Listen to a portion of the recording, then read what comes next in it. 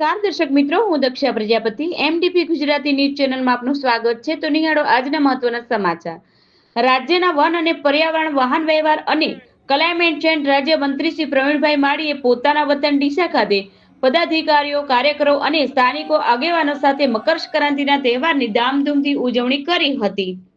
આ પ્રસંગે મંત્રી શ્રી પ્રવીણભાઈ માળીએ જણાવ્યું હતું કે મકર સંક્રાંતિ એ સૂર્ય ભગવાનના ધનુ રાશિમાંથી મકર રાશિમાં પ્રવેશનો પાવન તહેવાર છે, જે નવી ઉર્જા, સમૃદ્ધિ અને સકારાત્મકમાં સંદેશો આપે છે. તેમણે સૌ નાગરિકોને મકર સંક્રાંતિની હાર્દિક શુભેચ્છા પાઠવી હતી.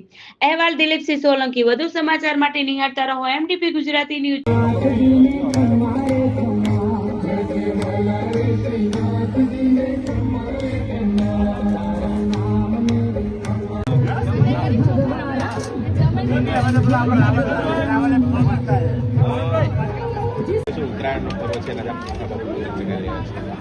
મકર સંક્રાંતિ એટલે સૂર્યનો ધનુ રાશિમાંથી મકર રાશિની અંદર પ્રવેશ થતો હોય અને એમાં ખૂબ ઉત્સાહ ઉમંગ સાથે નાના બાળકથી લઈને વડીલો ધાબા પર પતંગ ચગાવતા હોય. સૌને મકર સંક્રાંતિ શુભકામનાઓ પાઠવું છું અને સાથે સાથે સૌને અપીલ પણ કરું છું કે કોઈ જીવદયામાં કોઈ પક્ષી છે એ ઘાયલ ન થાય, કોઈ પંખી ઘાયલ ન થાય, એની તકેદારી રાખીએ અને જો ઘાયલ થાય તો રાજ્ય સરકાર દ્વારા અને એનજીઓ દ્વારા જે કેમ્પ કરેલા છે કરુણા અભિયાનના, એની અંદર જઈને એને પહોંચાડવાનું કામ કરીએ, સંવેદનશીલ બનીએ એવી વિનંતી પણ કરું છું.